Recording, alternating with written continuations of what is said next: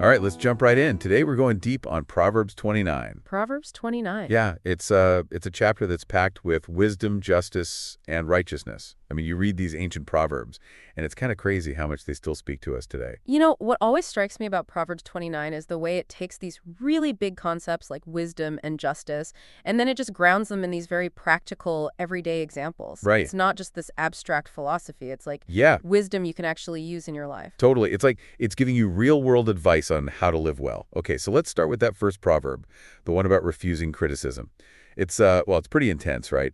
It says, whoever stubbornly refuses to accept criticism will suddenly be destroyed beyond recovery. Wow. Like, is that a little bit dramatic, or is there something deeper going on there? Well, I think that proverb really speaks to the danger of becoming so rigid in our thinking that we just refuse to even consider another perspective. Mm-hmm. You know, it's like that saying, it's hard to learn when your mouth is open. Right. And we see this play out all the time, don't we? Yeah. I mean, just think about those endless arguments you see on social media. Oh, yeah. Everyone's just locked into their own viewpoint, and nobody's willing to budge an inch. It's like talking to a brick wall sometimes. And actually, Proverbs even uses that image, right? Yeah. With the fool being taken to court in verse 9. Exactly. That proverb, it captures that utter futility of arguing with someone who's completely closed off to reason. And it brings us to this really important contrast that runs through the whole chapter, the contrast between wisdom and folly. Okay, so break that down for me a little bit. Like, what's the difference between living wisely and being a fool, according to Proverbs? Well, I think wisdom isn't just about being smart or having knowledge. It's about using that knowledge and understanding to make good choices, to live a life that brings joy not only to yourself but to the people around you. Okay. Like verse 3 says, the man who loves wisdom brings joy to his father. Right, so it's about the impact your choices have on others. It's that ripple effect of living well. Right.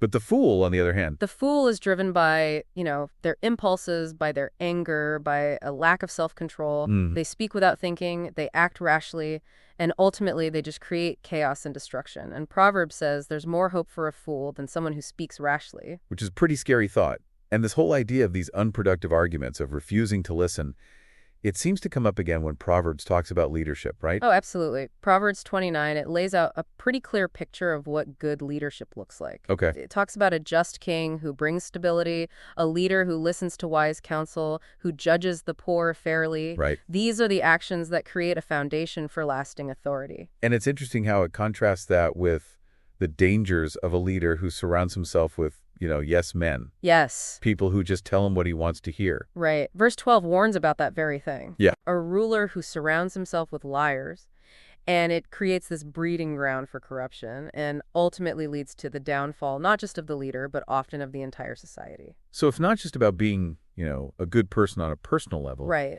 It's about leading with integrity, Right. with a commitment to justice. Yeah, a commitment to justice. And that commitment to justice, I think, ties into this theme of righteousness that comes up a bit later in the chapter, right? Exactly. Proverbs 29, it really challenges us to consider not only our actions, but also our motivations. Right.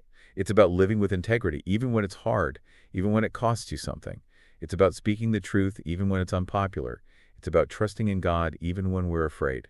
That's so powerful. Yeah. But does all this talk about righteousness, does that feel a bit outdated to you? I mean, we live in such a different world than the one Proverbs was written in. I think the principles are timeless. I mean, we still struggle with the same basic questions of right and wrong, of how to live a life that's consistent with our values. Yeah. And Proverbs, I think, it offers guidance on those questions. It reminds us that true security, true peace, it comes from aligning ourselves with what's right, regardless of social pressure or personal gain. And that's where that verse about caring for the poor comes in, right? Yeah. It's not enough to just avoid doing bad things.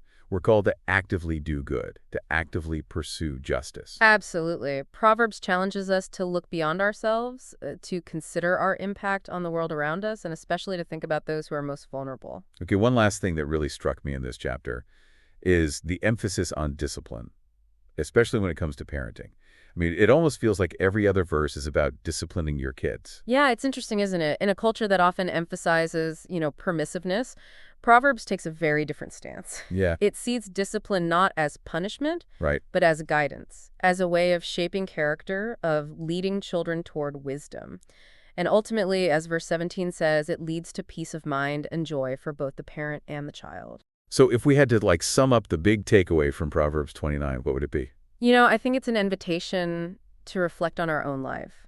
to ask ourselves, how are we living out these principles? Hmm. These principles of wisdom, of justice, of righteousness. It's about aligning our actions with our values and striving to create a world that reflects those values. And maybe that starts with just thinking about which proverb from this chapter really resonated with us the most. Hmm. Where do we might need to make some adjustments in our own lives? Yeah. Some food for thought. So thank you for joining us on this deep dive. It's been a pleasure. Yeah, we'll see you next time. Until next time, All right, take care. take care.